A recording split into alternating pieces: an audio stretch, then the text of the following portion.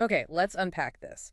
Did you know the World Economic Forum predicts a stunning 10% of global GDP could be living on blockchain platforms by 2027? Wow. We're talking trillions of dollars in potential economic benefit. Huge numbers. So if the upside is that massive, why are major institutions still, cautious about diving in? That's the key question, isn't it? Well, new tech means new risks. And digital assets are certainly no exception. We've seen everything from clever smart contract exploits to people losing their entire life savings over a misplaced private key or even outright fraud. It's true. And what's truly critical to understand here is that the old ways of managing risk, those traditional frameworks we've relied on for decades, they simply aren't equipped to handle these entirely novel threats. It's not built for it. Not at all. So our mission today is to take a deep dive into a comprehensive review of digital asset vulnerabilities. We're going to distill the most important insights, give you a practical framework, and help you clearly identify where these vulnerabilities lie, what their real-world impact is, and why knowing this matters deeply for anyone in this space. Think of this deep dive as your essential guide to navigating the complex world of digital asset security. We'll move beyond just listing problems to giving you a unified understanding of the what and the why behind these risks. Getting the full picture. Exactly. It's not just about identifying the threats. It's about giving you a robust roadmap for informed decision-making in this incredibly fast-evolving landscape. So to really get a firm grasp on these risks, we need a clear mental map. Our sources propose a fantastic four-layer model for digital asset applications. A layered approach, yeah. Each layer comes with its own unique set of components and, yes, its own distinct vulnerabilities. Exactly. And thinking in these distinct layers, it fundamentally changes how we categorize and anticipate where specific weaknesses might emerge. We'll be breaking down the network layer, the consensus layer, the protocol layer, and finally the enablement layer. So let's start at the very foundation then, building our understanding from the ground up, the network layer. It's essentially the communication backbone. It's how nodes on a peer-to-peer network talk to each other, share data, stay in sync. The P2P stuff. Yeah.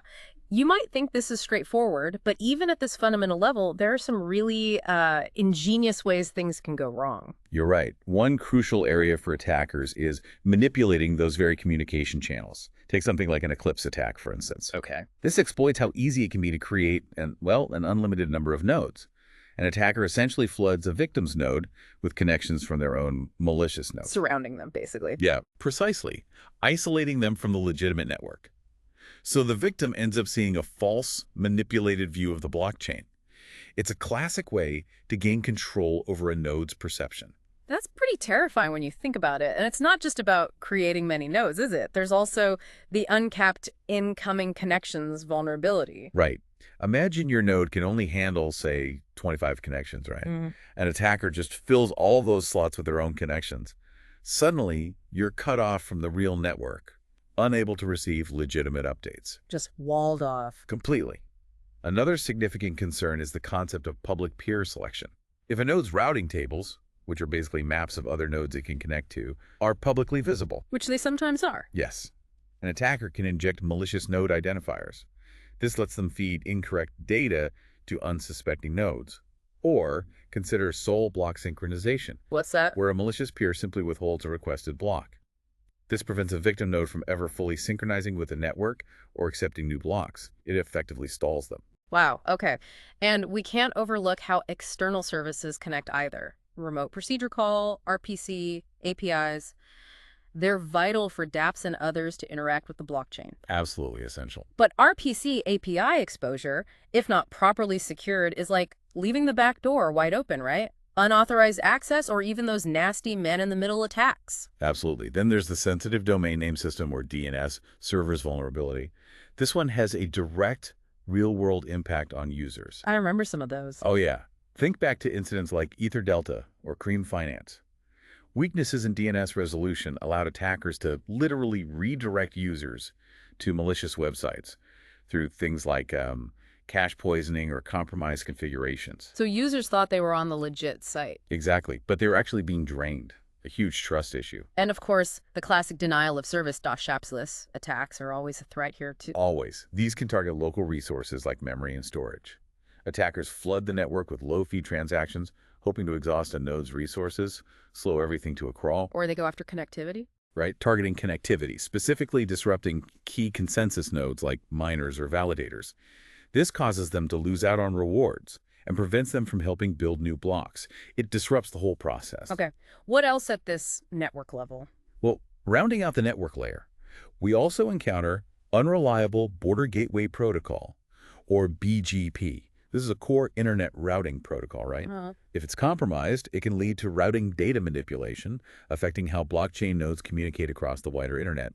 There are also virtual machine bugs, fundamental flaws in the software that runs smart contracts. The EVM, for instance. Like the EVM, yeah. Mhm. These can create systemic weaknesses. We've even seen storage overlap, attack vulnerability, where slightly different virtual machine versions across client software can prevent the network from agreeing on the same state, hindering consensus. That sounds subtle but damaging. It can be, Mhm. and a particularly clever one is underpriced operations. Attackers exploit operations assigned lower gas values than their true computing cost. This leads to an economic deficit. Ethereum, for example, actually had to raise gas costs for 7 IO-intensive operations specifically to combat this. Wow. So even the very base layer has a whole universe of potential problems. Okay, let's move up. The consensus layer. Right. This is where the network agrees on the state of the ledger, where transactions are ordered, new blocks are added. It's the heart of blockchain integrity, you could say. The core agreement mechanism. But even here, bad actors have found incredibly sophisticated ways to gain an unfair edge. Indeed. One fascinating aspect here is the transaction order vulnerability. Think of miners or validators as the gatekeepers who control the exact sequence of transactions within a block. They decide what goes first. Exactly. And they can exploit this power to gain an unfair advantage for specific parties. This is especially critical in, decentralized finance services, DeFi. front running and things like that. That's part of it, yes. And then there's the forking or finality vulnerability. We often hear about hard forks creating incompatible versions of the blockchain, forcing users to upgrade. Yeah, those can be disruptive. They can. But even a soft fork, while backward compatible, can still lead to a split in chain history if not handled carefully. It's a powerful tool for upgrades, but also a potential point of instability. Okay. What about proof of work specific issues? Shifting focus there, yeah. A significant concern is the outsourceable puzzle. If miners can effectively divide the complex puzzle-solving task and outsource it, To mining pools, for example. right, it can inadvertently centralize power. This creates an environment where a few dominant players could potentially manipulate consensus. Related to this is Ethereum's rewards for Uncle Blocks mechanism. It was designed to help smaller miners, but can, counterintuitively, incentivize what's called selfish mining, Selfish mining. where miners intentionally withhold discovered blocks for a short time to gain an advantage over the rest of the network. It's a tricky incentive problem. Here's where it gets really impactful for users, I think. Miner extractable value, or MEV. AV, yes. This is essentially value that miners or validators can capture beyond standard transaction fees, right? That's a good way to put it. They do this by cleverly reordering, inserting, or even censoring users' transactions in on-chain marketplaces. Like the sandwich attacks you hear about. Exactly. An attacker places orders around your trade to profit from the price movement your trade causes. Or just outright transaction censoring, refusing to include certain transactions. This isn't just about small games. It actively creates new incentives for more complex attacks, like time-banded attacks. Time-banded attacks. Sounds dramatic. It involves attackers trying to rewrite significant portions of blockchain history to capture past MEV. Very theoretical, but highlights the stakes. Okay, what about proof-of-stake systems? Different problems there. Different challenges, yes. A big one is the nothing at stake problem. If validators can support multiple competing chains without any economic penalty, Because there's no work cost, like in POW. precisely. It essentially allows them to double spend their staked assets across different forks. Ethereum developed the Casper protocol specifically to penalize validators for this behavior, highlighting how critical these design choices are for network security and integrity. Makes sense. And on the more technical side? We find state management vulnerabilities like timestamp overflow or incorrect requirement. Manipulated timestamps can lead to inconsistencies, unintended forks, or even direct smart contract exploits. Sneaky. It's subtle, but powerful. A crucial defense here, by the way, against many of these consensus layer issues is strong node client diversity. Meaning lots of different software versions running the protocol. Exactly. It makes it harder for a single bug or attack to take down the whole network. Right. Now, the big one everyone knows. The 51% vulnerability and double spending has to be mentioned. Yeah. If an attacker manages to control more than half of the network's hash power in proof of work, or a majority of staked assets in proof of stake, They can basically rewrite recent history. Double spending funds, excluding legitimate transactions, generally disrupting the network. It's the fundamental existential threat. and we've seen scares, right? Like Gosh.io back in 2014. We did. They approached 42% of Bitcoin's hash rate, and miners actually voluntarily left the pool to preserve decentralization. A real close call. Are there other, maybe less known, consensus attacks? Oh, sure. There are clever exploits like improper transaction nonce validation, which can allow transactions to be replayed, potentially draining funds if not handled correctly, and a theoretical scenario where the block target becoming zero could make mining virtually impossible due to extreme difficulty, effectively grinding the network to a halt. Wow. Finally, we see issues with stale and orphan blocks, blocks that are mined but never make it into the main chain, often a side effect of things like network latency or those selfish mining strategies we mentioned. Right. And surprisingly, empty accounts in the state try, while seemingly harmless, can be exploited. Attackers could use certain low-level operations like the old suicide opcode to create a massive number of empty accounts just to bloat the state and slow down the entire network. Just clogging the system. Exactly. All of these ultimately point to misaligned incentive situations where the economic models designed for miners or validators inadvertently create these dangerous vulnerabilities. It's clear that securing the network and its consensus mechanisms is a monumental, ongoing task. Now let's talk smart contracts. Okay, the protocol layer. These are the programs that actually implement the business logic on the blockchain. Incredibly powerful, the backbone of DeFi. But oh, the complexity. Right. Their complexity introduces a whole new universe of risks. Our sources do a great job breaking these down into 3 helpful subcategories. Let's start with the first one, smart contract to smart contract risks. This is where one contract interacts with another. Fertile ground for exploits, you could say. And the most infamous example here, of course, is the reentrancy attack, the DAO hack in 2016. The big one. Still sends shivers down people's spines. For those unfamiliar, reentrancy is when a malicious contract can recursively call back into a vulnerable contract's function before that first call finishes and updates the state, like its balance. So it keeps calling and draining funds? Exactly. Yeah. Continuously draining funds. What this really means for design is that developers must be incredibly meticulous about how they handle external calls and manage state updates. Checks effects interactions pattern is key. What other risks fall into this category? Well, there's exception disorder, where a call or contract fails to check if the low-level call it made actually succeeded or failed, potentially proceeding as if normal despite an error deep down. That sounds bad. It can lead to very unexpected states. And call to unknown is also critical. External calls can inadvertently trigger malicious fallback functions in other contracts if not carefully targeted. We also see prodigal contracts, which, due to improper authorization checks, can basically leak or send funds to arbitrary, unintended addresses. And the subtle details can be just as dangerous, right? Like unused call return values or improper checks of low-level call return values. Absolutely. Failing to verify what another contract sends back can lead to completely unexpected and often exploitable behavior, or improper locking during external calls, which can lead to frustrating deadlocks and denial of service for users. What about data types? Good point. Type conversion or incorrect typecasting can be a silent killer. It can trick a smart contract into calling an unintended address, maybe executing a malicious function or its fallback, all without triggering a visible error to the user until it's too late. And then there's the simple mistake. The heartbreaking one. Ether lost in transfer to an orphan address, sending funds to an address with no corresponding private key, like 0x0 or just a typo. It's irreversible, gone forever. Thankfully, some issues get addressed over time. The stack size limit vulnerability. Right, that allowed recursive calls to overwhelm the system. It was largely mitigated by Ethereum's EIP 150 hard fork, which limits the gas available for subsequent calls in a sequence. But it's not just about the core code vulnerabilities. Things like unmatched ERC20 standards can cause problems too. Huge problems. If token contracts don't strictly adhere to the standard interface, it creates incompatibility.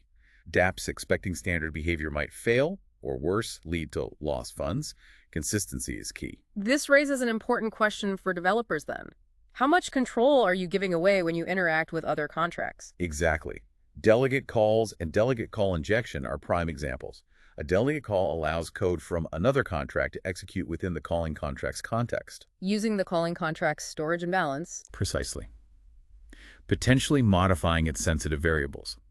The infamous parity wallet hack, where hundreds of millions became inaccessible, stemmed from a vulnerability involving delegate call and library contracts. A chilling reminder. And a very common one, often used in phishing attacks, is the tx.origin and transaction state dependencies vulnerability. Ah, yes, tx.origin. It seems convenient for authorization, but it's dangerous. How does that work again? If a smart contract uses tx.origin, which is the original wallet address that initiated the entire call chain for authorization, an attacker can trick a victim into calling their malicious contract first. That malicious contract then calls the vulnerable function on the victim's legitimate contract. Since the tx.origin is still the victim's address, the check passes, and the malicious contract acts on the victim's behalf. Classic phishing setup for the blockchain age. Absolutely. We also face inherent transaction privacy leakage because blockchains are public. This is a major hurdle for broader financial services adoption. And dependency on external data, oracles. Big one. Smart contracts frequently need real-world data, often provided by oracles. But these oracles themselves, or the data sources they rely on, can be vulnerable to manipulation. If the price feed an oracle provides is wrong, it can trigger incorrect liquidations in DeFi, for example. Upgradable contracts seem like a solution to bugs, but they bring risks too. They do. While upgradable smart contracts solve the problem of deploying immutable code with bugs, they introduce their own risk.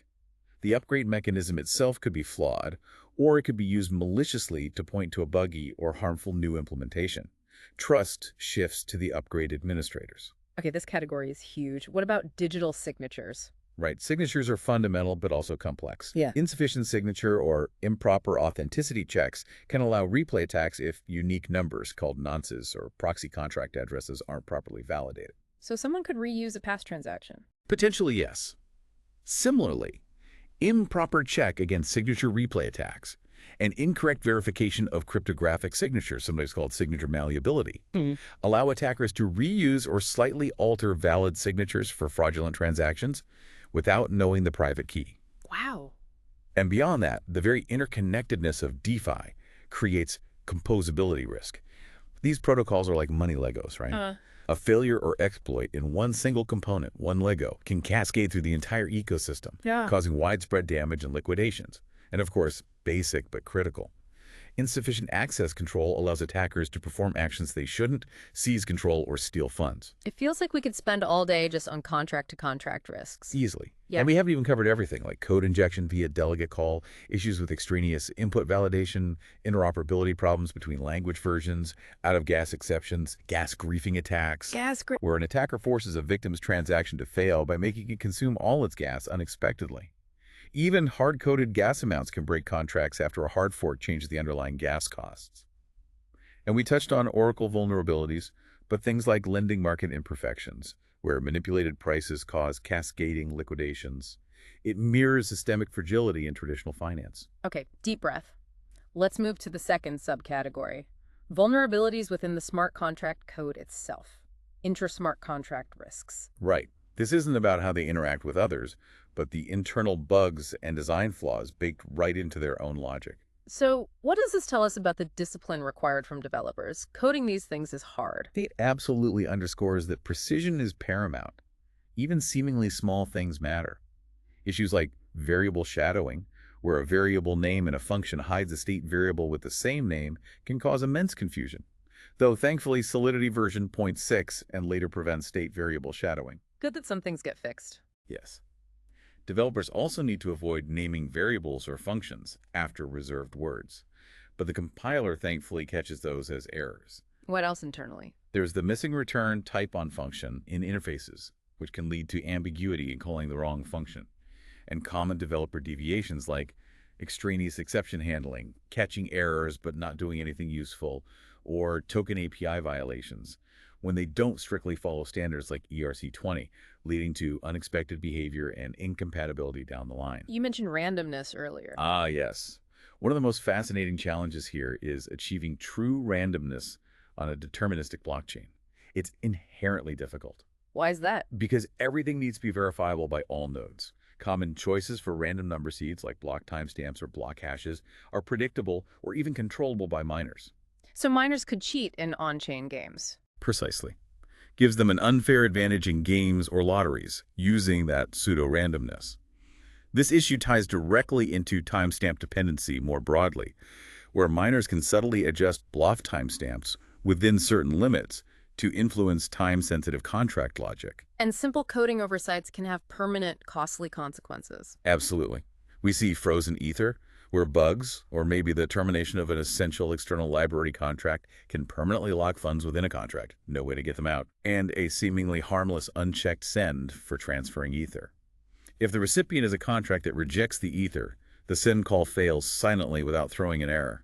The calling contract might incorrectly update its balance, thinking the transfer worked. Ouch. What about math errors? Arithmetic operations are another common source of vulnerabilities.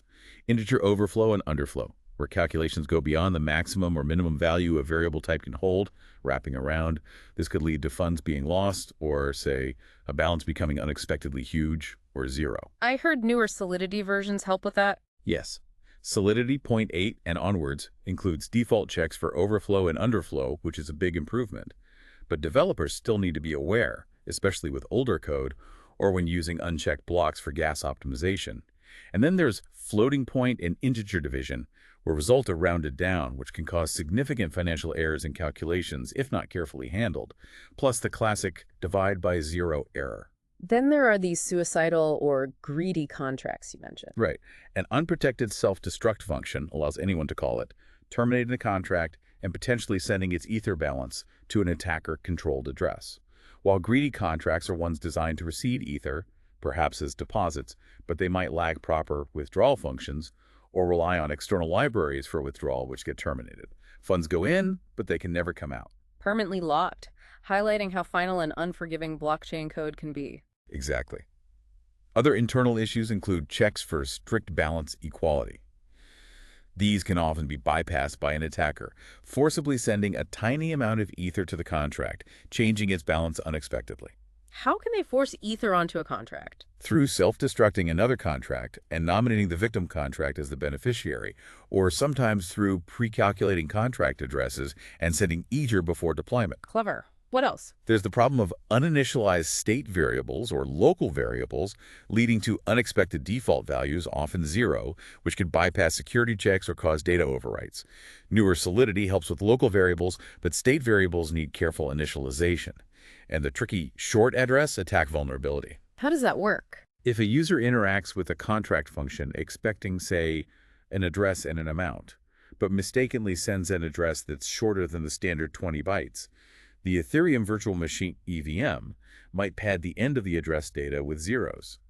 If the amount parameter comes right after the address in the transaction data, those padding zeros can shift into the amount field, potentially making the transferred amount much larger than intended. Wow, that relies on how the EVM handles data. It really emphasizes the need for careful type usage and validation. Absolutely. Even wrong type in variable declaration isn't just inefficient.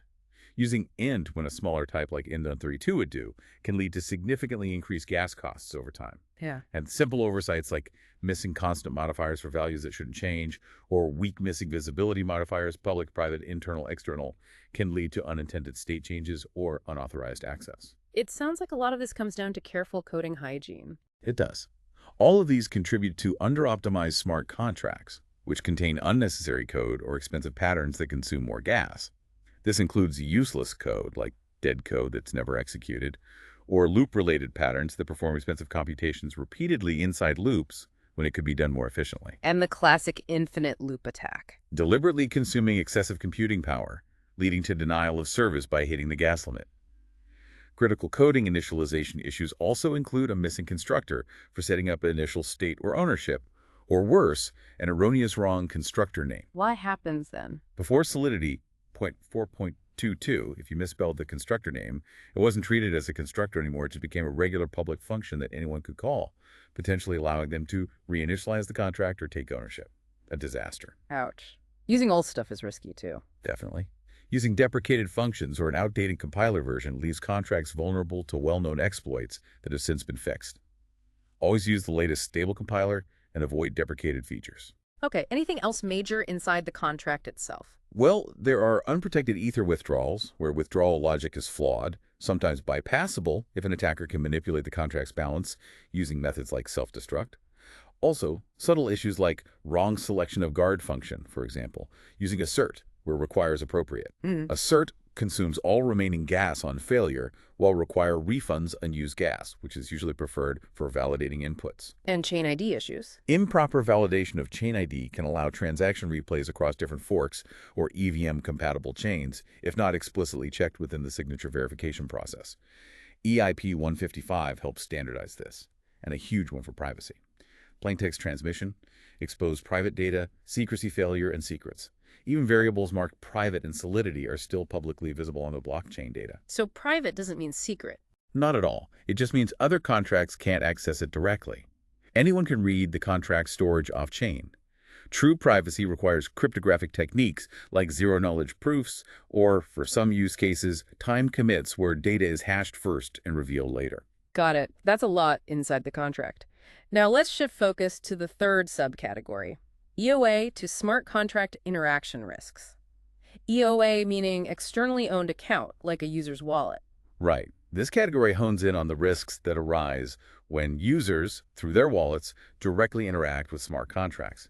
It's where the human element meets the code, and unfortunately, it's a very common point of exploitation. Okay, what kind of risks pop up here? Well, what's truly fascinating is how seemingly minor coding oversights inside the contract become critical vulnerabilities at this intersection with the user.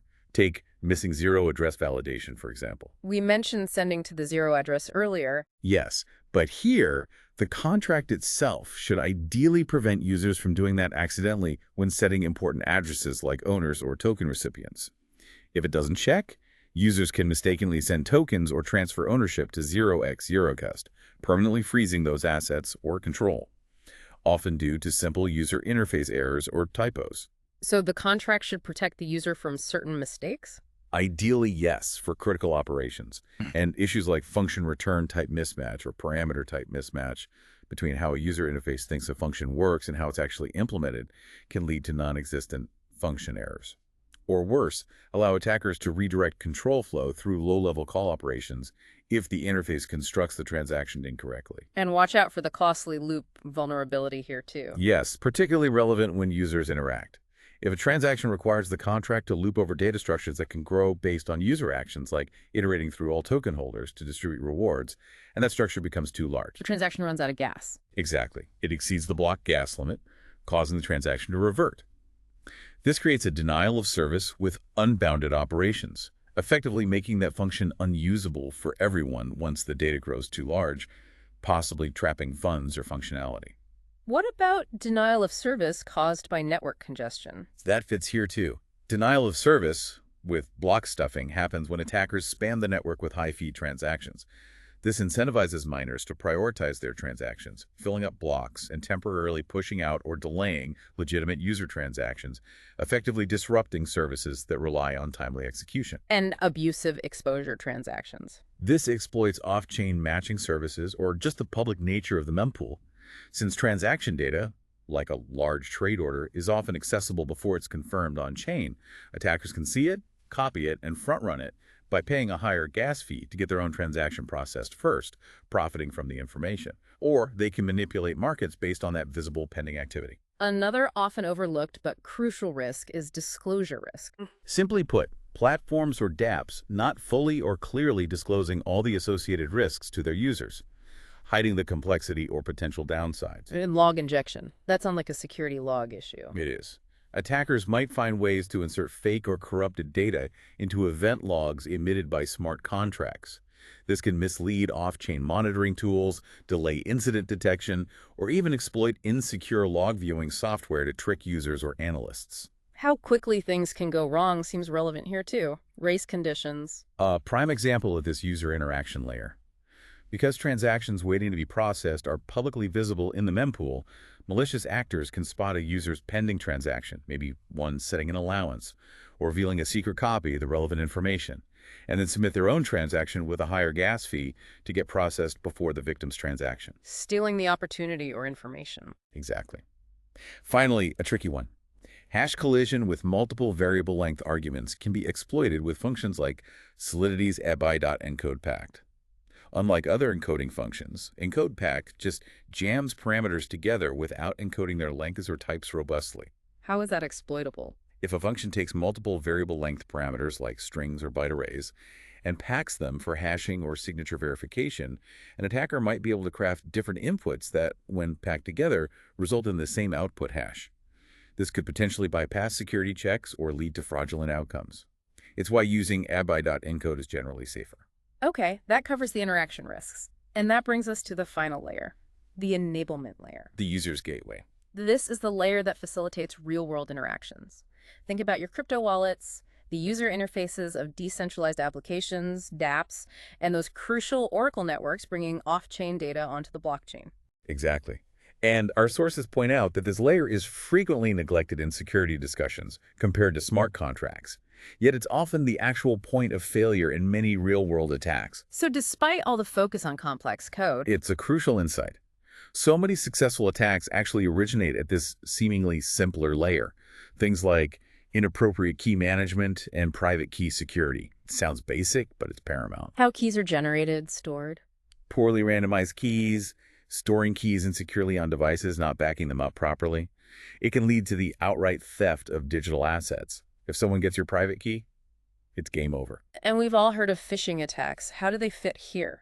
They're a direct attack on the user at this layer. On the blockchain, these can manifest as fake wallet websites, malicious browser extensions, system hacks installing keyloggers, buggy software installations, or even seemingly legitimate DeFi sites embedding scripts that interact directly with your wallet API in harmful ways. Giving them a direct path to draining your funds. It's a direct attack on the user's access point. This raises an important question. How secure are your access points? Like passwords. Weak passwords are stolen credentials, often reused across multiple accounts. If an attacker gets credentials for an exchange account or even a dApp communication channel, they can cause havoc. The Enigma attack is a clear example of how compromised credentials led to significant losses. And the seed phrase, the recovery words. The seed phrase compromise. Those 12 to 24 words that recover your entire wallet. If those are exposed, physically seen, phished, stored insecurely online, your funds are instantly gone. Protecting that seed phrase is absolutely critical. It even gets more technical with things like public key and address mismatch. Yeah, so a bit obscure, but a single private key can actually generate multiple public keys and thus multiple addresses, especially with uncompressed versus compressed public keys in Bitcoin, for example. This could, in theory, create openings for brute force attacks on shorter or non-standard addresses derived from the same key. And you always have to be vigilant for fake wallet updates. Malicious pop-ups. Exactly. Tricking you into downloading and installing compromised wallet software that steals your keys. Classic malware tactic applied to crypto. What about secure connections and authentication? Big issues there too. TLS and private key issues stemming from weak key generation for secure web connections, TLS SSL, or theft of server keys can compromise communication. And the pervasive problem of API keys and 2FA codes hacks. If attackers steal Exchange API keys or bypass two-factor authentication, they can gain direct access to trade or withdraw funds from accounts, like what happened with Binance in the past. These aren't strictly blockchain vulnerabilities, but they're critical vectors for digital asset theft at the enablement layer. And finally, web vulnerabilities. Classic web security still applies. Cross-site scripting, XSS, where malicious JavaScript injected into legitimate web pages interacts with your wallet extension to steal keys or initiate transactions. Compromised servers, remember the Bitstamp heist. Attackers gained access to the core infrastructure holding hot wallet files, and even centralized front-end interfaces for dApps.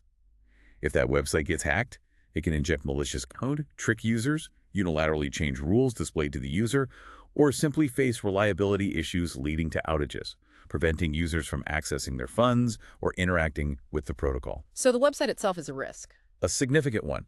If we look at the bigger picture, even traditional cyber attacks like DDoS attacks can overwhelm trading platforms like Bitfinex, disrupting services and causing market chaos. And even your seemingly innocuous compromised Wi-Fi network public Wi-Fi, for instance, can be a risk, enabling man-in-the-middle attacks, phishing attempts, or credential theft if you're not careful. It highlights how the digital asset ecosystem is often only as strong as its weakest link, which can sometimes be your everyday environment. So we've covered a tremendous amount of ground here, looking at vulnerabilities from the very foundation of the network right up through the user-facing applications. What does this all mean for you, the listener, whether you're a learner, a potential user, or even an institutional player considering this space? Great question.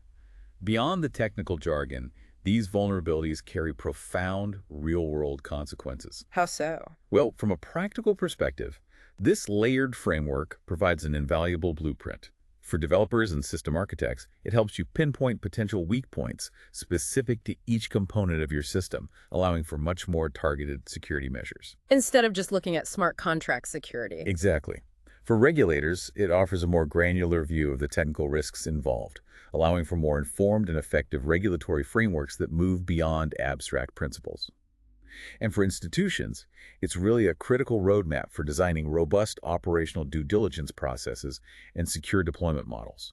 It especially highlights those often neglected areas like the enablement layer, which, as we've seen, is where so many real-world exploits actually occur. And it's not just about the technical fixes, is it? These vulnerabilities hit where it hurts most, your financial security and the overall integrity of the market. Absolutely. On the economic and financial side, these technical flaws directly impact market efficiency and integrity.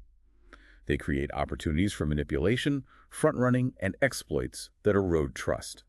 Think of how consensus-level attacks could distort price discovery, or how smart contract exploits can lead to unfair liquidation events, increasing transaction costs, making things less predictable, and ultimately undermining the very efficiency gains that blockchain technology promises. This raises an important question about the bigger picture for decentralized finance, doesn't it? Systemic risk. Definitely. As DeFi becomes increasingly interconnected protocols building on protocols, assets bridged between chains, systemic risk, and contagion become huge concerns. And Oracle manipulation affecting a major lending platform, or a cross-chain bridge exploit draining billions. These could trigger large-scale devaluations and panic, mirroring the kind of systemic fragility we've sometimes seen in traditional finance. And this perception of risk must affect adoption. Massively. Ultimately, these perceived technical vulnerabilities are a major barrier to institutional adoption. Large players need confidence in the security and stability of the infrastructure. Poorly understood risks directly translate to higher risk premiums and insurance costs, if insurance coverage is even available for these novel risks. It impacts capital allocation and the overall growth of the market itself. And for anyone involved, it's crucial to understand that regulators are watching this closely. Increasingly so. These technical flaws are now being viewed through a financial stability lens by regulators.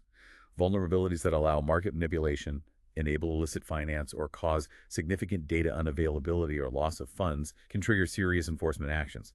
So understanding this layered vulnerability map isn't just about securing your assets, it's also about demonstrating compliance and responsible participation in this evolving ecosystem. Right. This deep dive has truly revealed that while digital assets are revolutionary, they also come with an incredibly complex and rapidly evolving risk landscape.